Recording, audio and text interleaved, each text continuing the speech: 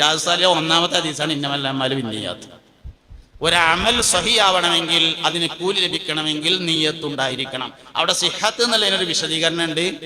പൊതുവേ പറയുമ്പോൾ എല്ലാ അമലിനും നിയ്യത്ത് വേണമെന്നേ ഉള്ളൂ. പക്ഷെ നിയ്യത്തില്ലാതെ സഹിയാവുന്ന കുറെ കാര്യങ്ങളുണ്ട്. കച്ചവടം നിയ്യത്ത് വേണമെന്നൊന്നുമില്ല. നിക്കാഹ് സഹിയാവാൻ നിയ്യത്ത് വേണ്ട, ത്വലാഖ് സഹിയാവാൻ നിയ്യത്ത് വേണ്ട, കൂലി കിട്ടാൻ നിയ്യത്ത് വേണം. എന്നാൽ ഈ ഇരിക്കണയിൽ എൻ്റെ ഒരു കാഴ്ചപ്പാടില് 99% ആൾക്കാരും പെണ്ണിട്ടവരാണ്. നമ്മളെന്താ നിയ്യത്ത് വെച്ചിരുന്നത്? ഇല്ലെങ്കിൽ പുതിയ തലമുറയെങ്കിലും ഒന്ന് നിയ്യത്ത് വെക്കട്ടെ, അതിന് ഓലൊക്കെ നമ്മളൊന്ന് പഠിപ്പിച്ചൂടെ? അപ്പൊ സ്വാഭാവികമായിട്ട് ഒരു ചോദ്യം ഉണ്ടാവും, ഇനിയിപ്പോ എന്താ കാട്ട പഠിച്ചോനേന്ന്. അതിനിപ്പോ നമ്മൾ ബിസ്മി മറന്ന മാതിരത്തെ ഒരു പണിയുള്ളൂ. ബിസ്മി മറന്നാ എന്താ കിട്ടുക? ഒരു കയ്യിൽ ചോറും കൂടി ഇട്ടുങ്ങാണ്ട് ബിസ്മില്ലാഹി അവ്വലഹു ആഖിറഹു എന്ന് എല്ലിങ്ങാണ്ട് തിന്നുക എന്നുള്ളതാണ് അതിന്റെ പരിഹാര മാർഗം. അപ്പൊ ഇനിയിപ്പോ എന്താ കാട്ടാന്ന് ചോദിച്ചാൽ, ഇനിയിപ്പോൾ നെയ്യത്ത് വെക്ക തന്നെ പഠിച്ചോനെ. ഞാനിപ്പോ അന്ന് പെണ്ണിട്ടപ്പോ ഈ സാലിം പൈസയുടെ വയതോട്ട് കേട്ടതുമില്ല. അത് പഠിച്ചോനെ നിന്റെ റിളാഇന് വേണ്ടി ഇബാദത്ത് എന്ന നിലയിൽ മുസ്തഫായ നബി സല്ലല്ലാഹു അലൈഹി വസല്ലമയുടെ ഉമ്മത്തിന്റെ വർധനവിന് വേണ്ടി തന്നെയാണ് എന്ന് ഇപ്പണ് കരുതുക എന്നുള്ളത് ഇനിയിപ്പോ അതിന് പരിഹാര മാർഗമുള്ളൂ. പക്ഷെ നമുക്ക് പുതിയ തലമുറയെ പഠിപ്പിക്കാലോ. ലക്ഷ്യം തെറ്റിയാൽ മാർഗം തെറ്റും. കുടുംബജീവിതം ഇങ്ങനെ കൊളായതിന്റെ പിന്നിൽ അതിന്റെ ലക്ഷ്യം തെറ്റിയത് പ്രധാനമാണ്. നീയത്ത് തെറ്റിയത് വളരെ പ്രധാനപ്പെട്ട ഒരു കാര്യമാണ്. അതുകൊണ്ട് അതിന്റെ നീയത്ത് വളരെ പ്രധാനപ്പെട്ട കാര്യമാണ്. അതുകൊണ്ട് അവർക്ക് നീയത്ത് പഠിപ്പിക്കണം. വൈവാഹിക ജീവിതത്തിന്റെ ഏറ്റവും പ്രധാനപ്പെട്ട ലക്ഷ്യം എന്ന് പറയുന്നത് സന്താനങ്ങൾ ഉണ്ടാവുക എന്നുള്ളതാണ്. അതേസമയത്ത് ഇന്ന് വിവാഹിതരാകുന്ന ഭാര്യ ഭർത്താക്കന്മാർ കല്യാണം കഴിഞ്ഞാൽ ആദ്യം എടുക്കുന്ന തീരുമാനം ഞമ്മക്കൊരു 3 കൊല്ലത്തിന് കുട്ടികൾ വേണ്ടട്ടോ എന്ന തീരുമാനമാണ്. അതുകൊണ്ട് തന്നെ കുട്ടികളില്ലാത്തവരുടെ എണ്ണം കൂടി വരികയാണ്. കുട്ടികളില്ലാത്തതിന്റെ എണ്ണം കൂടുന്നതിന് പല കാരണമുണ്ട്. ഒരു കാരണം കുട്ടികൾ വേണ്ട എന്ന് പണ്ട് തീരുമാനമെടുത്തു എന്നതാണ്. കുട്ടികൾ വേണ്ട എന്ന് തീരുമാനമെടുത്താൽ കുട്ടികൾ ഉണ്ടാകുന്നതിന് അനുകൂലമായ ഹോർമോണുകൾ നിർവീര്യമാവും. ഹോർമോണുകൾ ചിന്തക്കനുസരിച്ച് പ്രവർത്തിക്കുന്നതാണ്. ഞാൻ ഇപ്പൊ പറഞ്ഞുതരാം നിങ്ങളോട്. നല്ല ഒരു നമ്മളെ ഇതുണ്ടല്ലോ മരപ്പുളി എന്ന് പറഞ്ഞാൽ വാളംപുളി, പച്ച വാളംപുളി കണ്ടിട്ടില്ല എല്ലാവരും? ഇങ്ങനെ വളഞ്ഞ പുളിമരത്തമുണ്ടാകണേ നല്ല ഒരു പച്ച വാളംപുളി എല്ലാവരും എടുക്കുക. അങ്ങനെ എടുത്തിട്ട് ഒരു 1/4 സ്പൂൺ ഉപ്പും ലേശം മുളകും പൊടി ഇട്ടിട്ട് അതിലൊന്നിങ്ങനെ ഒരതിയിട്ടാവുന്നിങ്ങനെ കടിച്ചു നോക്കാണ്. തൊള്ളയിൽ കൂടി ഒരു സാധനം വന്നില്ലേ, അതിന്റെ പേരാണ് ഹോർമോൺ. ചിന്തകൾക്കനുസരിച്ച് ഹോർമോൺ ഉണ്ടാവും. ഇത് നേരെ ഓപ്പോസിറ്റ് മനസ്സിലാക്കി. ചിന്തക്കനുസരിച്ച് ഹോർമോൺ നിർവീര്യമാവും.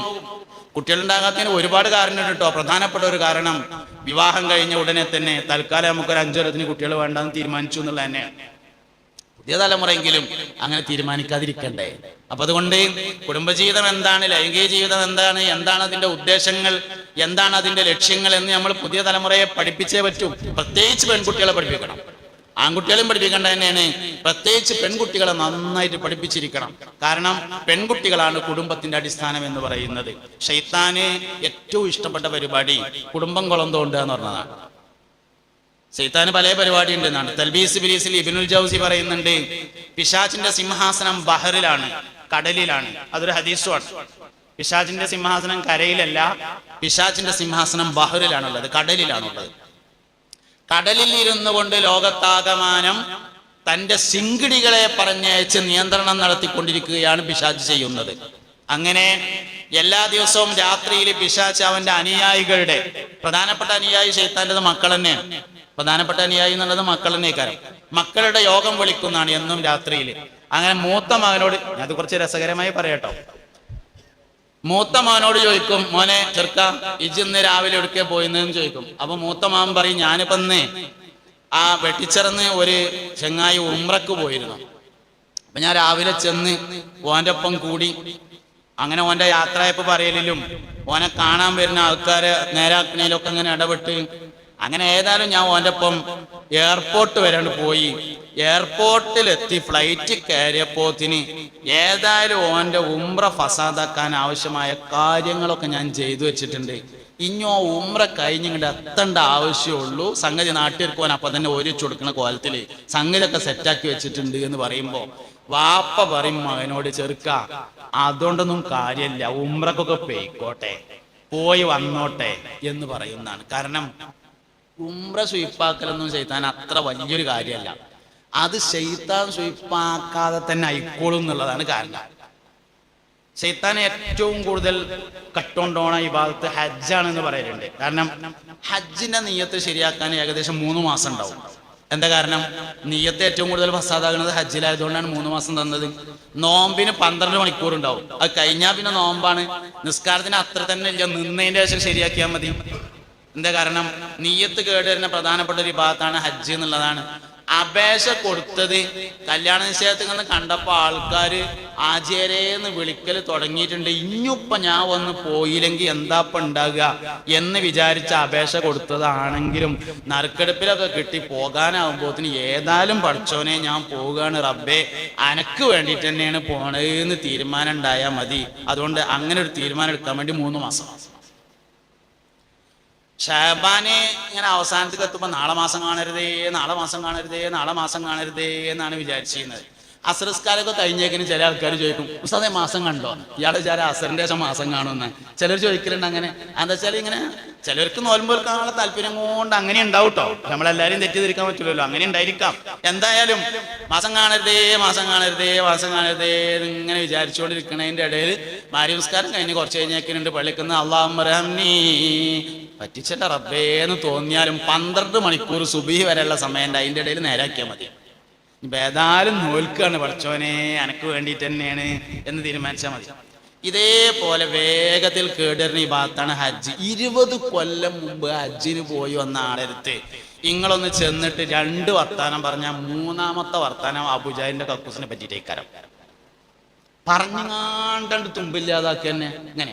അപ്പൊ അതുകൊണ്ട് വലിയ ശൈത്താൻ ഇബ്ലീസ് പറയും അയിമൊന്നും അല്ലാതെ മെനക്കെടണ്ട, വേറെ എന്തേലും നാളെ കുറച്ചുകൂടി നല്ല എന്തെങ്കിലും ചെയ്യുകൊണ്ട് പറയും. 2-ാമത്തെ മകനോട് ചോദിക്കും, ചെറുക്ക ഇജിന്ന് എവിടേക്കേ പോയിന്ന് ചോദിക്കും. 2-ാമത്തെ മകൻ പറയും ഞാൻ ആ കൊളത്തൂരുള്ള സാലിം പൈസി എന്ന് പറഞ്ഞ ഒരാള് ഇന്ന വെട്ടിച്ചിറ പള്ളിയിൽ ഞമ്മളെ പറ്റിയിട്ടായിരുന്നു മൂപ്പര വയറ്. മൂപ്പരെ ഞാൻ രാവിലെ തന്നെ ഒപ്പം കൂടിയിട്ട് സ്വീപ്പാക്കി എന്ന് പറയുമ്പോ ചെയ്ത്താൻ പരിത്തരെ അതുകൊണ്ടൊന്നും കാര്യമില്ല, ഓനവിടെ പറഞ്ഞോട്ടെ നമ്മളെ പറ്റിയിട്ട്. കാരണം ചെയ്ത്താന്റെ ലഅനത്തുല്ലാഹി അലൈഹിയുടെ ഏറ്റവും വലിയൊരു പ്രത്യേകത എന്താ വെച്ചാൽ കുറ്റം പറഞ്ഞത് ഇഷ്ടമാണ് എന്നുള്ളതാണ്. പറഞ്ഞു ലോകത്ത് ആർക്കും കുറ്റം പറഞ്ഞത് ഇഷ്ടം ഉണ്ടാവില്ല, പക്ഷെ ലഅനത്തുല്ലാഹി അലൈഹി ഇബ്ലീസിന് മാത്രം കുറ്റം പറഞ്ഞത് ഇഷ്ടമാണ്. കുറ്റം ഇങ്ങനെ പറയുമ്പോ പറയടാ എന്നെ പറ്റിയിട്ടല്ല അങ്ങനെ പറയും, കുറച്ചുകൂടി മാറ്റർ വേണമെങ്കിൽ ഞാൻ തരാം കൂടി കൂട്ടി പറഞ്ഞു എന്ന് പറയുന്നുള്ളതാണ്. 3-ാമത്തോനോട് ചോദിക്കും ചെറുക്ക ഇജ്ജെന്ന് എവിടേക്കാ പോയിന്ന്. അപ്പൊ 3-ാമത്തോൻ പറയും പാപ്പ ഞാൻ നല്ല നിലക്ക് ജീവിക്കണ ഒരു ഭാര്യയും ഭർത്താവും ഉണ്ടായിരുന്നു. രാവിലെ ഓലെടുത്താണ് ചെന്നിട്ട് ഓലോട് ഇങ്ങനെ കുസുകുസു പറഞ്ഞ് വൈകുന്നേരം ആയപ്പോ ഒരു 3 പിരിച്ചിങ്ങാണ്ട് പെരേക്കാണ് കൊണ്ടാക്കി എന്ന് പറയുമ്പോ കസാലേന്ന് ഇവിടെ നീച്ചിട്ട് കയ്യൊടുത്തിട്ട് വാപ്പ പറയുന്നതാണ് ബാപ്പാന്റെ മക്കളാവുമ്പോ അങ്ങനെ വേണമെന്ന്. ശൈത്താൻ ഏറ്റവും ഇഷ്ടപ്പെട്ട പരിപാടി കുടുംബം കുളം തോണ്ടലാണ്. കുടുംബം കുളം തോണ്ടാൻ വേണ്ടി ശൈത്താൻ സജീവമായി പ്രവർത്തിക്കുന്നത് വാപ്പ മുതലല്ല വല്ലിപ്പ മുതലാണ്. കുടുംബം പ്രശ്നമാക്കാൻ വേണ്ടിയിട്ട് പ്രവർത്തിക്കുന്നത് വാപ്പ മുതലല്ല വല്ലിപ്പ മുതലാണ്. എന്തേ മാത്തുക്കയുടെ ഒക്കെ പേര് വല്ലിപ്പാരിലേക്ക് ചേർത്തത്? ഷാഫി ഇമാമിന്റെ പേര് ഷാഫി എന്നല്ലല്ലോ, ഷാഫി ഇമാമിന്റെ പേര് മുഹമ്മദ് എന്നാണ്. ഷാഫി ഇമാമിന്റെ വാപ്പാന്റെ പേര് ഇദ്രീസ് എന്നാണ്. ഷാഫി പിന്നാല വല്ലിപ്പയാണ്. മുഹമ്മദ് ബിൻ ഇദ്രീസ് ഷാഫി എന്നാണ്. മഹത്തുക്കളൊക്കെ വല്ലിപ്പാരിലേക്ക് ചേർത്തിട്ടുണ്ട്. ബുഖാരി ഇമാമിന്റെ പേര് ബുഖാരി എന്നല്ലല്ലോ, മുഹമ്മദ് എന്നാണ്. ബാപ്പാന്റെ പേര് ഇസ്മായിൽ എന്നാണ്. മുഹമ്മദ് ബിൻ ഇസ്മായിലുൽ ബുഖാരി എന്നാണ്. എന്റെ ഓലൊക്കെ വല്ലിപ്പാരിലേക്ക് ചേർത്തത്? വല്ലിപ്പ മുതൽ പരിശ്രമം തുടങ്ങും ഒരു കുടുംബം കുളം തോങ്ങാൻ വേണ്ടി പിശാച് ലഅനത്തുല്ലാഹി അലൈഹി എന്ന് പറഞ്ഞു. അതുകൊണ്ട് കുട്ടികളെ നന്നാവാൻ വല്ലിപ്പ മുതൽ പരിശ്രമിക്കേണ്ടതുണ്ട്, വാപ്പ മുതൽ പരിശ്രമിക്കേണ്ടതുണ്ട്. ആ പരിശ്രമമാണ് യഥാർത്ഥത്തിൽ നമ്മൾ നടത്തിക്കൊണ്ടിരിക്കുന്നത് എന്ന് പറയുന്നത്. അതുകൊണ്ട് മക്കൾ നന്നായി തീരുക എന്നത് കുടുംബജീവിതത്തിന്റെ ഏറ്റവും പ്രധാനപ്പെട്ട ഒരു ലക്ഷ്യമാണ്. ആ ലക്ഷ്യം സാക്ഷാത്കൃതമാവണമെങ്കിൽ നമ്മൾ ചില അടിസ്ഥാന വിവരങ്ങൾ മനസ്സിലാക്കിയിരിക്കേണ്ടതുണ്ട്. അത് നമുക്ക് പുതിയ തലമുറയെ പഠിപ്പിക്കണം. അങ്ങനെ ആ പുതിയ തലമുറ ആ കാര്യങ്ങളൊക്കെ പഠിച്ച് അവരുടെ ജീവിതത്തിൽ കൊണ്ടുവരുമ്പോഴാണ് നാളത്തെ തലമുറ പരിശുദ്ധമായ ദീനിൽ ഏറ്റവും മെച്ചപ്പെട്ട വിഭാഗമായി മാറുന്നത് എന്ന് നമ്മൾ മനസ്സിലാക്കണം. അതുകൊണ്ടാണ് ഇത്തരത്തിലുള്ള പ്രീമാരിറ്റൽ കോഴ്സ്. അപ്പൊ അതിന്റെ കൂടെ ഞാൻ പറയണ്ടായി, പ്രീമാരിറ്റൽ മാത്രം പോരാ, പോസ്റ്റ് മാരിറ്റൽ പിന്നീട് നടത്തണം. ഇത് വിജയകരമായി നടത്തട്ടെ. അങ്ങനെ എത്ര രക്ഷിതാക്കൾ അതിന് ആളെ പറഞ്ഞേക്കുന്നുണ്ടെന്നൊക്കെ നോക്കിയിട്ട് പിന്നെ കുട്ടികളിപ്പോൾ ഇതിനെന്തായാലും വരാൻ താല്പര്യപ്പെടില്ല. ഞാൻ ഒരു കാര്യം കൂടി പറയാട്ടോ, കല്യാണം കഴിക്കേണ്ടത് ശരിക്കും പ്രേമിച്ചിട്ടല്ല. കാരണം എന്താ വെച്ചാൽ പ്രേമിച്ചാൽ പിന്നെ ഗുണം ദോഷമൊന്നും മനസ്സിലാവില്ല. സ്നേഹമുള്ളവന്റെ ഏത് പ്രവർത്തനവും സന്തോഷകരമായിട്ടേ തോന്നുള്ളൂ, ദുഃഖകരമായി തോന്നൂല. ഒരു വിഷയത്തിന്റെ യാഥാസ്ഥിതി മനസ്സിലാവണമെങ്കിൽ മറ്റൊരാൾ കണ്ട് അന്വേഷിച്ച് ഓക്കെ ആക്കിയതിന് ശേഷം പോയി കാണുമ്പോഴേ അതിന്റെ യാഥാർത്ഥ്യം മനസ്സിലാവുള്ളൂ. ഇന്നിട്ട് പറ്റൂല എന്നുണ്ടെങ്കിൽ ഒഴിവാക്കുന്നതിന് കുഴപ്പമൊന്നുമില്ല. അതേസമയത്ത് വിവാഹാലോചന നടത്തേണ്ടത് സ്വന്തമായിട്ടല്ല, ശരിക്ക് മാതാപിതാക്കളാണ്. അതുകൊണ്ട് കല്യാണം നടത്തേണ്ടത് പ്രേമിച്ചിട്ടല്ല. ഇന്നിപ്പോ രക്ഷിതാക്കളെ മനസ്സിലാക്കേണ്ട കുറെ കാര്യങ്ങളുണ്ട്. പ്രേമിക്കുന്ന ആളുകള് പ്രേമിക്കപ്പെടുന്ന പെൺകുട്ടികളോട് സുന്നത്ത് നോമ്പ് നോൽക്കാൻ വരെ ഉപദേശിക്കുന്ന കാലാണ് ഇപ്പൊ ഇന്ന്. ഖത്തം തീർക്കാൻ പറയാ, സലാത്തിൽ ഇത് ദ്വാരക്കാൻ പറയാ, ഇതൊക്കെയാണ് പുതിയ പ്രേമത്തിന്റെ പരിപാടികൾ. അതുകൊണ്ട് പെൺകുട്ടി ഇപ്പൊ തഹജ്ജുദൊക്കെ തുടങ്ങിയിട്ടുണ്ട്. അത് ഓനായിട്ട് പരിചയപ്പെട്ടതിന് ശേഷമാണ്. അതുകൊണ്ടാണ് കെട്ടിച്ചു കൊടുക്കാന്ന് വാപ്പാര് തീരുമാനിക്കരുത്. കാരണം പ്രണയവിവാഹം പരാജയപ്പെടും എന്നതിന് 99.55% ഉറപ്പാണ്. ലോക ചരിത്രത്തിൽ അറിയപ്പെട്ട പ്രണയങ്ങളൊക്കെ ഒന്ന് പരിശോധിച്ച് നോക്കാൻ നിങ്ങൾ അങ്ങനെ തന്നെ ഉണ്ടാവുള്ളൂ. പിന്നെ നമ്മൾ കേട്ടുകേൾവിയുടെ അടിസ്ഥാനത്തിലുള്ള പല കാര്യങ്ങളും യാഥാർത്ഥ്യമല്ല. ഞാൻ ഇപ്പൊ ഈ അടുത്ത് എല്ലാവരും പറയുന്ന ഒരു ചരിത്രമുള്ള ലൈല മജ്നുവിന്റെ ചരിത്രം. കൈസി എന്ന് പറയുന്ന ഒരാൾ ലൈലയെ സ്നേഹിച്ചു. അങ്ങനെ അവസാനം ലൈല മരണപ്പെട്ടപ്പോൾ ഖബറിങ്ങൾ ചെന്ന് പൊട്ടിക്കരഞ്ഞു. അവിടെ വെച്ച് തൽക്ഷണം മരണപ്പെട്ടു, അവിടെ തന്നെ മറവ് ചെയ്തു എന്നാണ്. അള്ളാന്റെ ദുന്യാവിലെ എവിടെ തെരഞ്ഞാലും ഈ ലൈലാന്റെയും കൈസിന്റെയും ഖബർ കാണൂല. കാരണം ഈ ജീവിതത്തിന്റെ പശ്ചാത്തലം പറയുന്നത് അറബ് നാടാണ്, സൗദി അറേബ്യയാണ്. നമ്മൾ നെറ്റിലടിച്ചാൽ ഒരു ലൈലന്റെയും കൈസിന്റെയും ഖബർ കിട്ടും. അത് ഇവിടെ ഹരിയാനയിലാണ്. വെറുതെ പേരിട്ടതാണ്. സത്യത്തിൽ ലൈല എന്ന പേരായിട്ടും കൈസി എന്ന പേരായിട്ടും ഒരാള് ഭൂമിയിൽ ജീവിച്ചിരുന്നിട്ടില്ല. അതൊരു അറബി ക്ലാസിക്കൽ നോവലാണ്. എന്ന് പറഞ്ഞാല് അറബിക് ക്ലാസിക് നോവൽ പറഞ്ഞാലേ ചില ആൾക്കാർ പറയലുണ്ടല്ലോ, ഞങ്ങളുടെ നാട്ടില് പള്ളിന്റെ അടുത്ത് ഒരു ഹൈദർമാങ്ങാക്ക് കച്ചവടം ചെയ്തിരുന്നു. അപ്പോൾ അസർസ്കാരം കഴിഞ്ഞിട്ട് ഒരാൾ വന്നിട്ട് പറഞ്ഞു എനിക്കൊരു മധുരമില്ലാത്ത ചായ വേണം. അപ്പോൾ വേറൊരാൾ വന്നിട്ട് പറഞ്ഞു എനിക്കൊരു പൊടിയില്ലാത്ത ചായ വേണം. അപ്പോൾ വേറെ ആൾ എനിക്കൊരു ലൈറ്റ് ചായ, അപ്പോൾ ഒരാൾ സ്ട്രോങ് ചായ എന്ന് പറയുമ്പോൾ ഹൈദർമാങ്ങാക്ക പറഞ്ഞു ഈ സെഞ്ചിന്റെ ഉള്ളിൽ കൂടി ഒരു ചായ വരും, അതാണ്ട് തരാം എന്ന് പറഞ്ഞു. ഇതെല്ലാവരും പറഞ്ഞൊരു കഥയാണ്. എല്ലാവരും അവനാന്റെ നാട്ടിലുണ്ടായി എന്നാണ് പറയാ. സത്യത്തിൽ ഇത് എവിടെ ഉണ്ടായത്? ഇത് എവിടെയും ഉണ്ടായിട്ടില്ല. സത്യത്തിൽ ഈ സംഗതി എവിടെ ഉണ്ടായിട്ടില്ല. എല്ലാവരും അവനാന്റെ നാട്ടിലേക്ക് ചേർത്ത് കണ്ട് അങ്ങനെ പറഞ്ഞൊരു കഥയാണ്. ഇങ്ങനെയുള്ള കഥകൾക്കാണ് ക്ലാസിക്കൽ നോവലുകൾ എന്ന് പറയുന്നത്. അത്തരത്തിലുള്ള ഒരു ക്ലാസിക്കൽ നോവലാണ് യഥാർത്ഥത്തിൽ ആ കഥ എന്ന് പറഞ്ഞത്. അതൊക്കെ വായിച്ചുകാണ്ടും കേട്ടുകാണ്ടും കുട്ടികൾക്ക് തോന്നുന്ന ലൈലാന്റെയും കൈസിന്റെയും മാതിരി ആവണം എന്ന്. ഇതാണ് സംഭവം.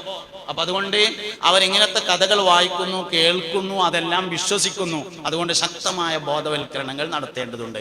ആൺകുട്ടികൾക്കും വേണം, പെൺകുട്ടികൾക്കും വേണം. നമ്മളെ കുട്ടികൾ പരാജയപ്പെടുന്നത് നമ്മളല്ലാതെ വേറെ ആരാ നോക്കുക?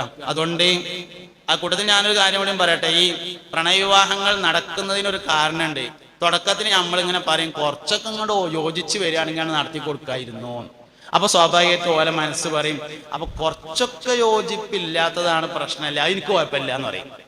അതായത് നമ്മൾ പറയും കുടുംബം കൊണ്ട് ഒക്കുകയാണെങ്കിൽ നടത്തായിരുന്നു എന്ന് പറയുമ്പോ കുട്ടികളെ മനസ്സെന്താ പറയാ, കുടുംബം കൊണ്ട് ഒക്കാത്തതാണ് അപ്പൊ കുഴപ്പം, വേറെ കുഴപ്പമൊന്നും ഇല്ലല്ലേ, അതെനിക്ക് കുഴപ്പമില്ല, എന്നാ പിന്നെ നടത്തിക്കളി എന്ന് പറയും. പിന്നെന്താ പറയണ്ടത്? എന്താ പറയേണ്ടത്? ഹറാമിൽ തുടങ്ങിയത് നരകത്തിലല്ലാതെ അവസാനിക്കുകയില്ല എന്ന വചനത്തിന്റെ അടിസ്ഥാനത്തിൽ എനിക്ക് ജീവനുള്ളിടത്തോളം കാലം ഞാനത് നടത്തി തരൂല എന്ന് ഏതെങ്കിലും ഒരു വാപ്പ പറയാൻ തയ്യാറുണ്ടെങ്കിൽ അവിടെ നിൽക്കുക പരിപാടി. നമ്മളത് പറയാൻ തയ്യാറില്ലാത്തതാണ് പ്രശ്നമായത്. എന്താ അങ്ങനെ പറയേണ്ട ആവശ്യം? പ്രണയവിവാഹം പരാജയപ്പെടും. പ്രണയവിവാഹം ഒരുപാട് കാരണങ്ങളെ കൊണ്ട് പരാജയപ്പെടും. അപ്പഞ്ഞ് സ്വാഭാവികമായിട്ടും ചോദിക്കും ഇനിയിപ്പോ കെട്ടിയവരെന്താ കാട്ടുകയെന്ന്. അതിന്റെ മറുപടി അത് സ്വകാര്യത്തിൽ ചോദിക്കേണ്ട ചോദ്യമാണ് എന്നുള്ളതാണ് മറുപടി. എല്ലാം ചോദ്യം പരസ്യമായിട്ട് ചോദിക്കാൻ പറ്റിയതല്ലല്ലോ. അപ്പൊ അത് സ്വകാര്യത്തിൽ ചോദിക്കേണ്ട മറുപടി ചോദ്യമാണ് ആ ചോദ്യം എന്നതാണ് അതിന്റെ മറുപടി. അപ്പൊ ഞാൻ അവസാനിപ്പിക്കാം. അപ്പൊ ശ്രദ്ധിക്കേണ്ട വിഷയം എന്താ വെച്ചാല് പുതിയ തലമുറ വൈവാഹിക ജീവിതത്തിന്റെ അന്തസ്സത്ത എന്താണ് എന്ന കാഴ്ചപ്പാടിൽ നിന്ന് പിറകോട്ട് പോയിട്ടുണ്ട്. അതിന് ഒരുപാട് കാരണങ്ങളുണ്ട്. വായനകൾ, കേൾവികൾ, സീരിയലുകൾ, അഭിനയങ്ങൾ, സിനിമകൾ, പാട്ടുകൾ, ഇങ്ങനെ ഒരുപാട് കാരണങ്ങൾ അതിന് വന്നിട്ടുണ്ട്. കോടാനക്കോടി മനുഷ്യന്മാർ ഭൂമിയിൽ ഭാര്യഭർത്താക്കന്മാരായി ജീവിച്ചു പോയിട്ടുണ്ട്. കോടിക്കണക്കിന് മനുഷ്യന്മാർ ജീവിച്ചുകൊണ്ടിരിക്കുന്നുണ്ട്. 1-2% വരുന്ന അസ്വസ്ഥതകളെ പർവ്വതീകരിച്ച് കുട്ടികളെ ബോധ്യപ്പെടുത്തുകയാണ് യഥാർത്ഥത്തിൽ ചെയ്തിരിക്കുന്നത്. പുതിയ തലമുറക്ക് ഒരുപാട് മാറ്റങ്ങൾ ഉണ്ടായിട്ടുണ്ട്. അത് കുടുംബജീവിതം വേണ്ടാന്ന് വെച്ചതുകൊണ്ടാണെന്നാണ് പഠിപ്പിക്കണത്. സത്യത്തിൽ പുതിയ തലമുറക്ക് ഒരുപാട് മാറ്റങ്ങൾ ഉണ്ടായിട്ടുണ്ട്. അത് കുടുംബജീവിതം വേണ്ടാന്ന് വെച്ചിട്ടൊന്നും ഉണ്ടായതല്ല. സമ്പത്ത് കൊണ്ട് മാറ്റം ഉണ്ടായിട്ടുണ്ട്, സാംസ്കാരികമായ മാറ്റം ഉണ്ടായിട്ടുണ്ട്, സൗകര്യങ്ങളെ കൊണ്ട് മാറ്റം ഉണ്ടായിട്ടുണ്ട്. പഴയ തലമുറ കഞ്ഞിയിൽ വറ്റ് തെരഞ്ഞിരുന്നവരാണ്. ഞമ്മക്കൊന്നും ആർക്കും ചോറിന് ബുദ്ധിമുട്ടില്ലാത്തവരാണ്. അതിന്റെ മാറ്റം എല്ലാത്തിലും ഉണ്ടാവും. അത് കുടുംബജീവിതം ഉണ്ടായിട്ടുണ്ട് എന്നേ ഉള്ളൂ.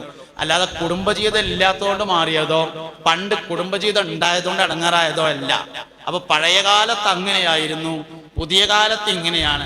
അതിനാൽ ആ പഴയ കാലം ആവർത്തിക്കാൻ പാടില്ല. പഴയതെല്ലാം കുടുംബബന്ധം കൊണ്ടുണ്ടായതാണ്, അതുകൊണ്ട് കുടുംബം അനുസരിച്ച് ജീവിക്കാൻ പാടില്ല എന്നൊക്കെ പറയുന്ന ഫിലോസഫികൾ ഓതി ഓതി ഓതി കുട്ടികളെ പഠിപ്പിച്ചു കൊണ്ടിരിക്കുന്ന ഒരു കാലം.